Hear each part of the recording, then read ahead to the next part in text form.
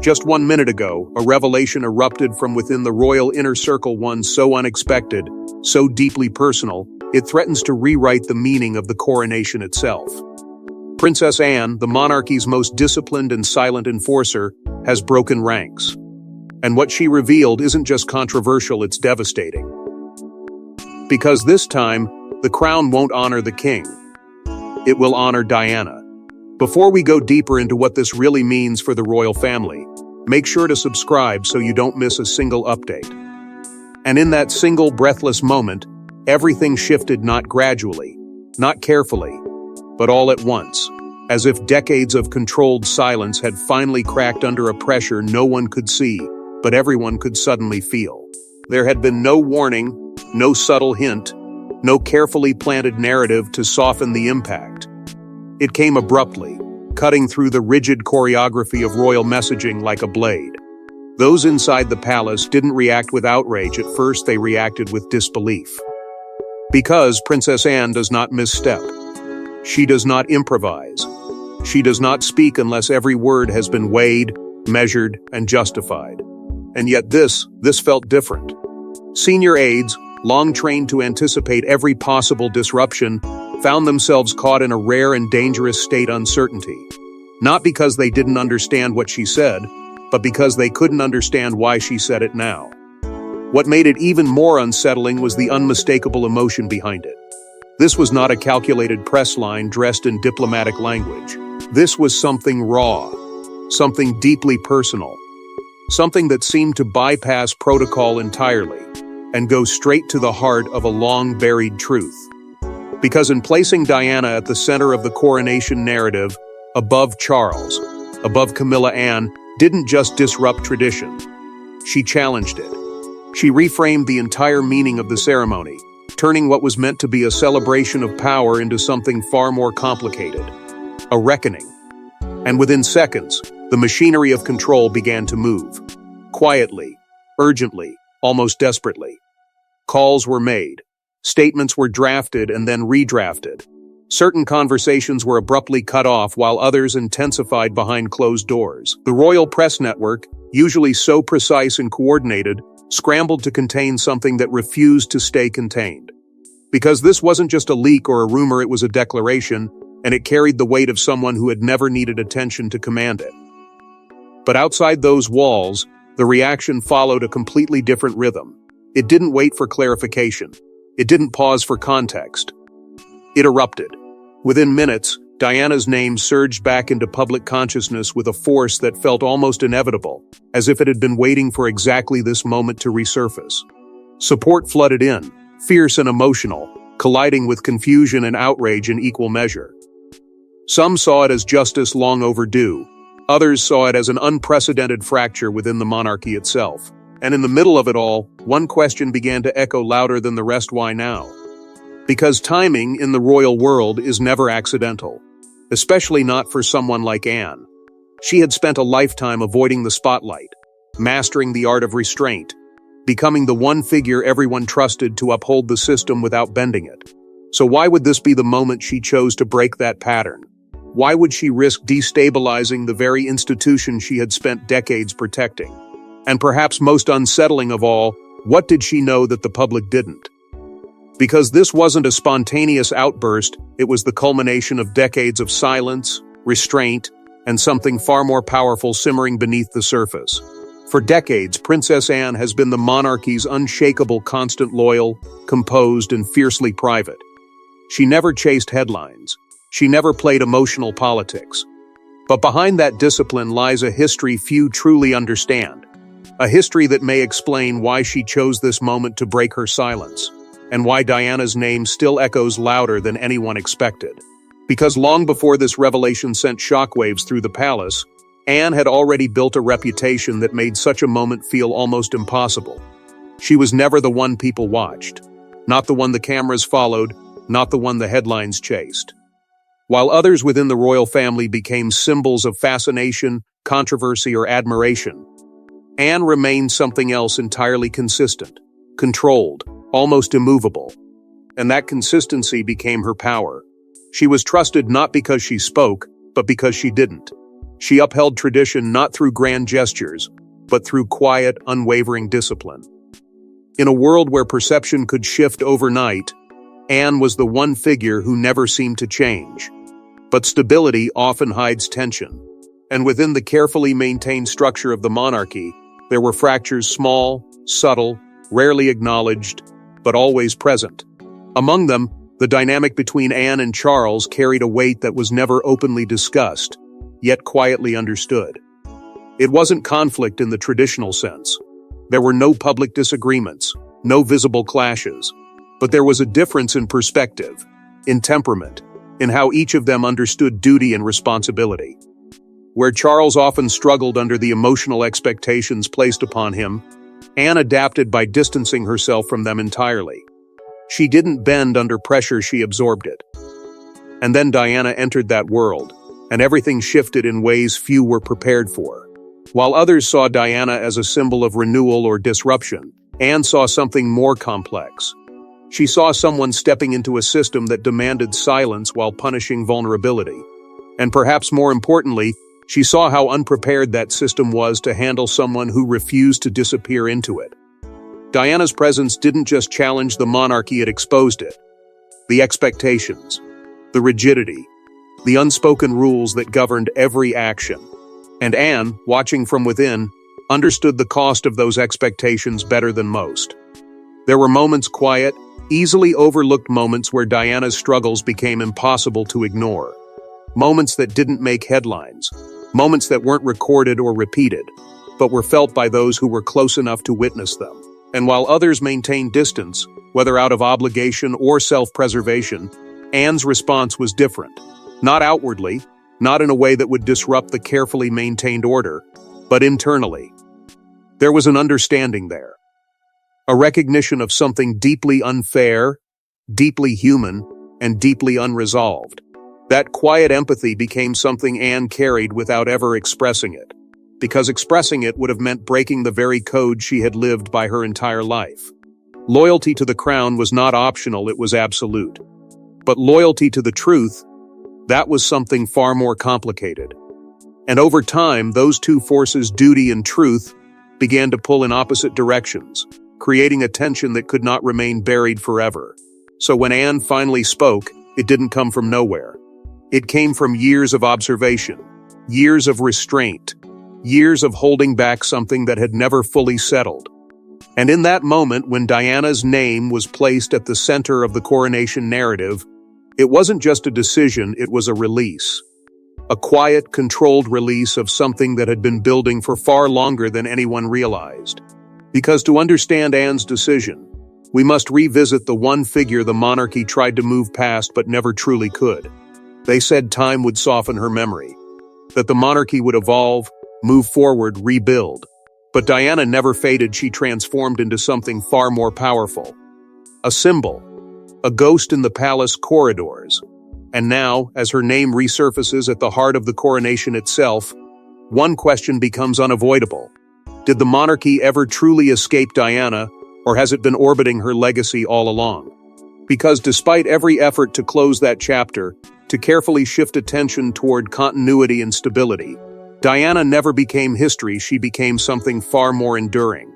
Something that refused to be contained by time or silence. Her influence didn't weaken with the years. It deepened. It spread. It settled into the public consciousness in a way that no royal title ever could. Long after her voice was gone, her presence remained felt in quiet loyalties, in emotional memories passed between generations, in the way people still spoke her name with a sense of familiarity rather than distance. She wasn't remembered like a former royal. She was remembered like someone unfinished, someone whose story had been interrupted rather than concluded. And that feeling, it never left. What made it even more powerful was the bond she had formed with the public, something that couldn't be replicated, couldn't be managed, and certainly couldn't be replaced. It wasn't built on duty or expectation. It was built on vulnerability, on moments where she stepped outside the carefully constructed image of royalty and allowed something real to be seen. And once that connection was made, it became irreversible. Because people didn't just admire Diana, they felt her. They carried her with them in a way that no institution could control. Inside the palace, however, that enduring presence was far more complicated. Because while the public held on to Diana with affection, the monarchy was left to navigate the shadow she cast. A shadow that didn't fade with time, but grew longer, stretching across every attempt to redefine the royal image. There was discomfort there, unspoken, carefully managed, but undeniable.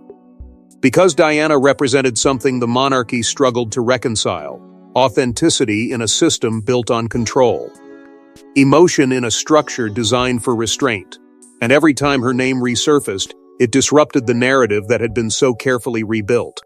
There were moments, scattered across the years, when that disruption became impossible to ignore. Moments when Diana's memory would rise unexpectedly, pulling attention away from carefully planned messages and redirecting it towards something far more emotional. A speech, a comparison, a simple mention, and suddenly, the past was no longer in the past. It was present. Active. Influential. And each time it happened, it reminded the monarchy of something it could never fully resolve. Diana wasn't just part of its history, she was still shaping its present. And perhaps that is the most unsettling truth of all. That despite every effort to move forward, Diana remains the emotional center of the monarchy. Not through power, not through position, but through something far more enduring: connection. A connection that cannot be rewritten, cannot be replaced, and cannot be ignored. And now, with Princess Anne's revelation placing her at the center of the coronation itself, that connection has been reignited in a way that feels impossible to contain. Because this isn't just about memory anymore. This is about recognition, about acknowledging something that has always existed beneath the surface but was never fully addressed. And by bringing Diana into the heart of a ceremony meant to define the future, Anne hasn't just honored the past, she has forced the monarchy to confront it. And if Diana's presence was never truly gone, then what does it mean for a coronation designed to celebrate a new reign? Behind the grandeur, behind the rehearsals, behind the polished scripts, something changed. Quietly. Deliberately. The coronation plan, once airtight, was altered in ways few could detect. And now, Princess Anne's revelation confirms what insiders feared: the ceremony was no longer about continuity. It had been rewritten to carry a message no one expected. And what makes that realization even more unsettling is that the shift didn't happen overnight. It unfolded slowly, almost invisibly, hidden beneath layers of tradition and carefully managed appearances. At first, everything followed the expected path. The coronation was designed to reinforce a singular narrative: the rise of Charles, the legitimacy of Camilla, the seamless continuation of royal authority. Every detail was structured to reflect stability, to project confidence, to assure both the public and the institution that nothing had been lost in transition. It was meant to be controlled, precise, predictable. But somewhere along the way, that control began to slip, not in obvious ways, not in decisions that would draw immediate attention, but in subtle adjustments that only those closest to the process could recognize. The changes were small at first. A phrase altered here, a symbolic gesture reconsidered there. Elements that once carried a singular focus began to take on a different tone, a different weight. References that seemed neutral on the surface started to echo something deeper, something more emotionally charged. And while most would overlook these shifts, those within the inner circle understood exactly what they signaled. Because in an institution where every word is chosen with precision, even the slightest deviation carries meaning. What made these changes even more complex was the quiet tension they created behind closed doors. Advisors, long accustomed to maintaining a unified front, found themselves divided. Some recognized the power of what was happening, seeing it as a necessary evolution, an acknowledgement of a truth that could no longer be ignored. Others saw it as a dangerous gamble, a move that risked undermining the very purpose of the coronation itself. Because elevating Diana, even symbolically, meant introducing an emotional force that could not be controlled, and in doing so, shifting the focus away from the figures the ceremony was meant to honor. And at the center of it all was Anne, not visibly leading the changes, not publicly advocating for them, but undeniably connected to their emergence. Her influence wasn't loud, it didn't need to be. It moved through the process quietly, shaping decisions, guiding direction, ensuring that what was being introduced would remain subtle enough to pass without immediate resistance, yet powerful enough to leave a lasting impact. This wasn't disruption for the sake of chaos. It was calculated, measured, intentional. Because the truth is, altering something as significant as a coronation is not something that happens by accident. It requires approval, coordination, and above all, purpose. And the deeper these changes were examined, the clearer that purpose became. This was not about honoring tradition, it was about redefining it. About inserting a narrative that had long existed on the margins into the very center of a moment designed to project unity and control. But with that redefinition came risk, because by allowing Diana's legacy to enter the structure of the coronation, the monarchy was inviting comparison, inviting emotion, inviting a response that could not be predicted or contained. It was shifting the balance of the ceremony from authority to memory, from power to perception. And once that shift begins, it cannot easily be reversed. Which leads to the most pressing question of all: if this was intentional, if this was planned, if this was allowed to unfold despite the risks, then what does it say about the state of the monarchy itself? Because institutions do not change unless they are forced to confront something they can no longer ignore. But if the coronation itself has been reshaped, the real question becomes, how will Charles and Camilla respond to being overshadowed in their own moment? No official statement. No visible reaction. Just silence. But inside palace walls, silence can be louder than any declaration. As Princess Anne's revelation spreads, attention turns to Charles and Camilla, the very figures expected to define the coronation. And yet, in this unfolding drama, they appear, sidelined. The question is no longer what they will say, but what they are feeling. Because in a system built on carefully controlled messaging, silence is never empty, it is deliberate, calculated, and often far more revealing than words. At first, the absence of response seemed strategic.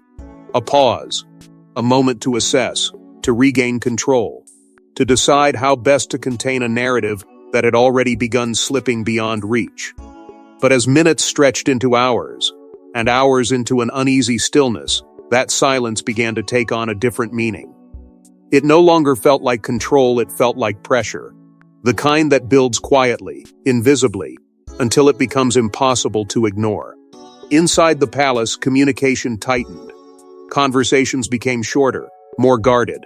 Statements that might have once been issued without hesitation were now delayed, reconsidered, held back. There was no chaos, this was not disorder, but there was tension. A controlled tension, carefully managed but deeply felt. Because those closest to the situation understood the stakes. This wasn't just a public relations challenge. This was something far more personal, far more difficult to navigate. For Charles, the weight of this moment carried a familiarity that was impossible to escape. His entire public life had been shaped, in one way or another, by the shadow of Diana. Every achievement, every milestone, every attempt to redefine his image had been measured against a memory that refused to fade. And now, at the very moment meant to solidify his position, that memory had been placed directly at the center of his story once again. Not as a background presence, not as a distant echo, but as a defining force. For Camilla, the situation was even more complex. Her position within the monarchy had always required careful navigation, a balance between acceptance and scrutiny, legitimacy and lingering doubt. Over time, that balance had begun to stabilize, slowly shifting in her favor. But with Diana's name now elevated in such a powerful and symbolic way, that stability felt suddenly fragile. Because no matter how much time had passed, no matter how much had changed, the comparison remained unavoidable.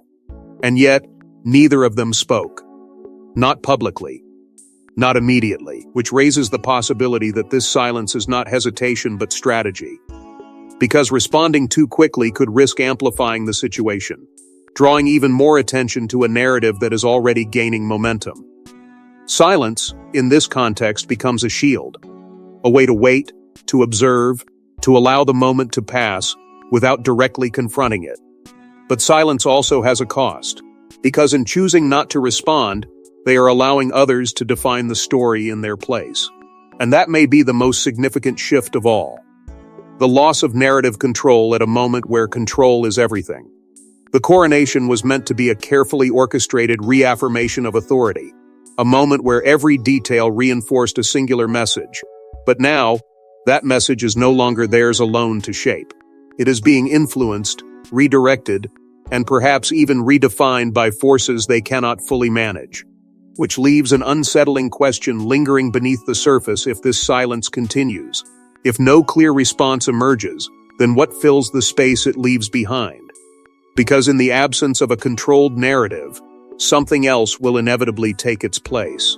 And while the palace wrestles with silence, outside its walls, the public response begins to reshape the story entirely.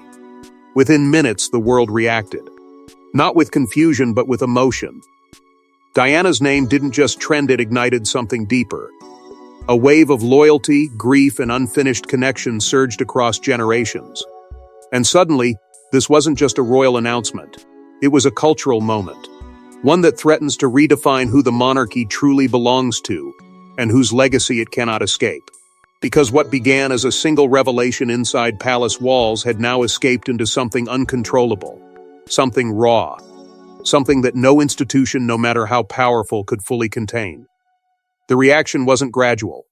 It was immediate, explosive. Diana's name surged across every platform, every conversation, every corner of public discourse, as if it had never left. People didn't pause to analyze, they responded. Instinctively, emotionally, as though something deeply personal had been awakened.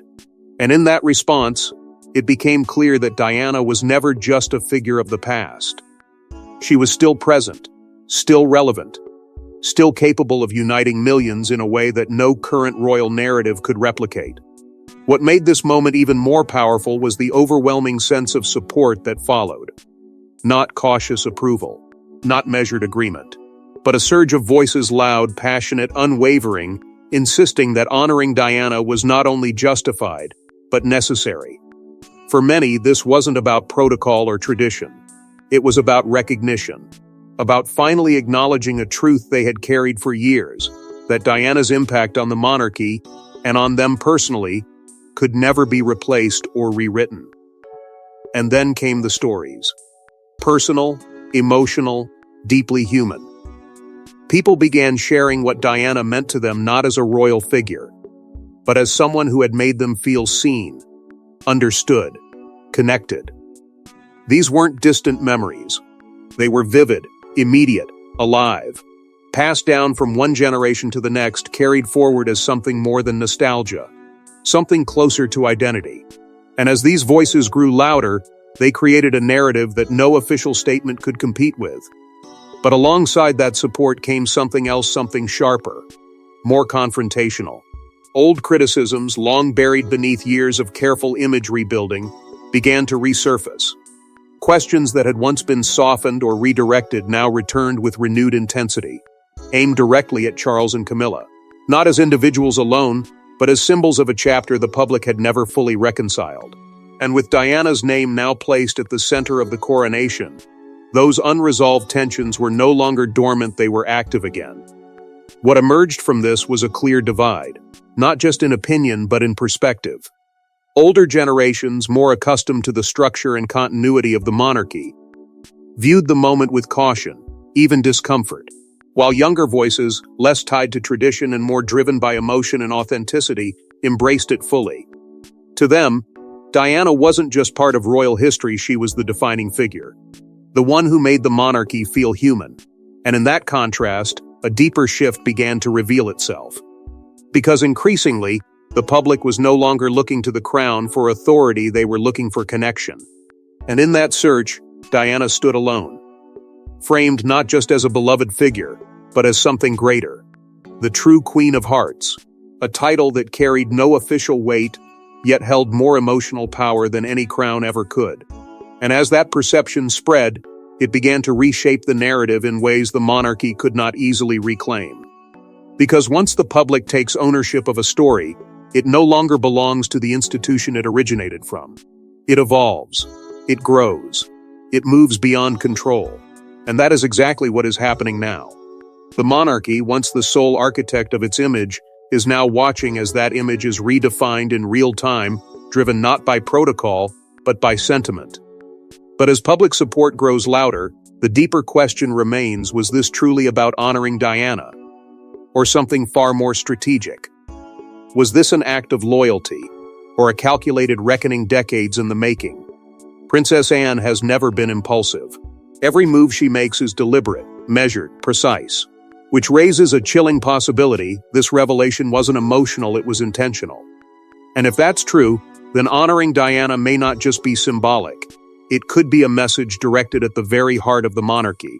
Because when someone known for silence finally speaks, the question is never just what they said, it's why they chose that exact moment to say it. Anne's entire life has been defined by discipline. Not the kind that seeks recognition, but the kind that operates quietly, effectively, without deviation. She does not act on impulse. She does not chase reaction. Every decision she makes carries purpose, even when that purpose is not immediately visible. And that is what makes this moment so unsettling. Because if there is one person within the monarchy who would not break protocol without reason, it is her. Which suggests that this wasn't a deviation from her character, it was an extension of it. The idea that this could have been planned, slowly and carefully, changes everything. Because it transforms the revelation from a reaction into a strategy. A move positioned with precision, released at a moment when its impact would be impossible to ignore. And if that's the case, then the coronation itself was never just a ceremony, it was an opportunity. A moment where the weight of history, public attention, and institutional vulnerability all converged, creating the perfect conditions for something long suppressed to finally surface. But what exactly has been building beneath that surface? To understand that, you have to look at the structure of the monarchy itself, not as a public institution, but as a private system of relationships, expectations, and unspoken tensions. Within that system, grievances are rarely expressed openly. They are managed, contained, absorbed over time. But containment does not erase them. It only delays them.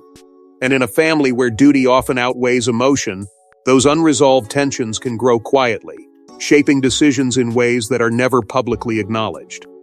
There is a possibility, one that cannot be easily dismissed, that Anne's decision was influenced by a deeper desire to restore balance.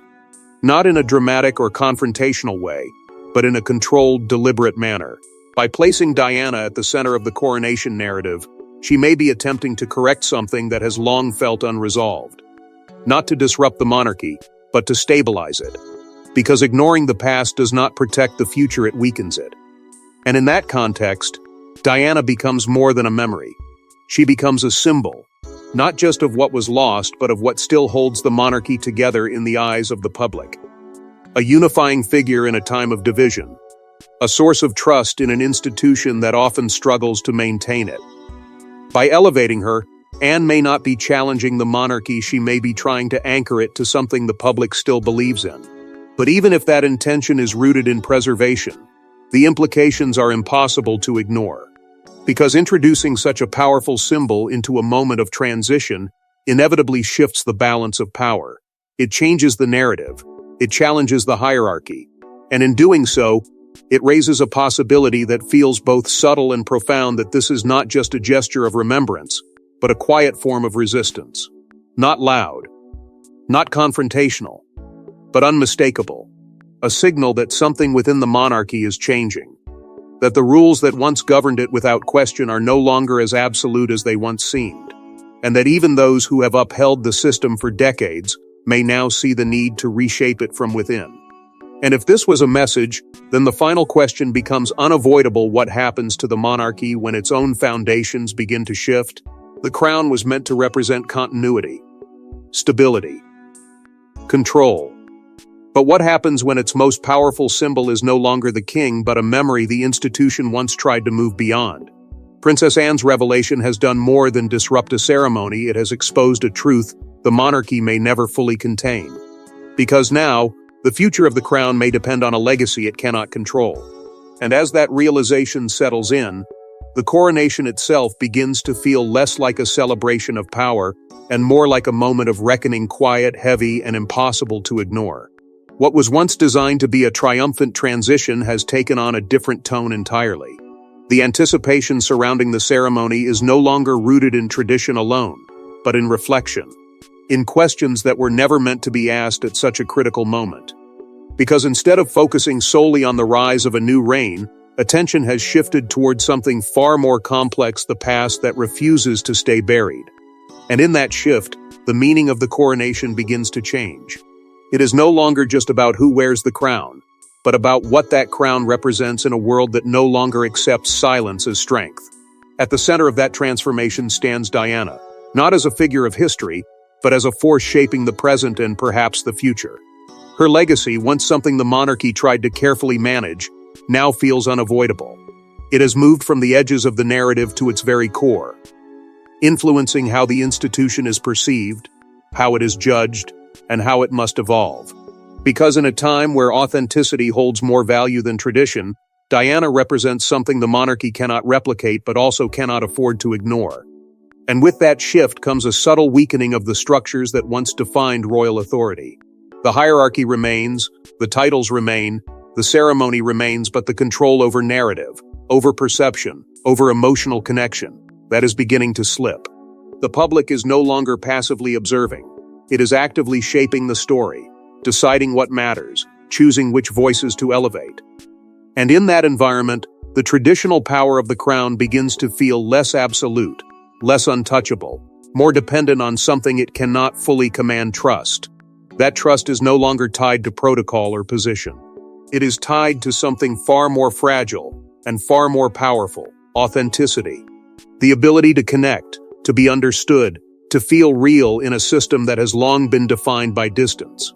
And in that sense, Diana's influence becomes even more significant, because she embodied that connection in a way that continues to resonate, even now. And by bringing her into the heart of the coronation, whether intentionally or not, the monarchy is acknowledging a shift it can no longer resist. But acknowledgement comes with consequences. Because once a system begins to adapt, it cannot simply return to what it once was. The changes may be subtle at first, adjustments in messaging, in tone, in approach, but over time, they begin to reshape the institution itself. And as those changes take hold, the question becomes not whether the monarchy will evolve, but how far that evolution will go. For Charles, this moment marks the beginning of a reign unlike any other. One that does not start with a clean slate, but with a shadow complex, emotional, and deeply rooted in the public consciousness. A shadow that cannot be ignored, cannot be removed, and may ultimately define how his reign is remembered. Because no matter how carefully the future is constructed, it will always exist alongside the past that shaped it. And perhaps that is the most haunting realization of all. That Diana's influence, once seen as something temporary, may outlast the very structures that sought to contain it. That her presence, though no longer physical, continues to shape decisions, narratives, and perceptions in ways that cannot be undone. And in that sense, the coronation becomes more than a moment of transition. It becomes a reflection of everything the monarchy has been, everything it is struggling to become, and everything it may never fully control. And as the coronation approaches, one truth lingers in the air: this is no longer just a ceremony. It's a reckoning that may redefine the monarchy forever. Thanks for watching. Please don't forget to like and subscribe, and we will see you in next one.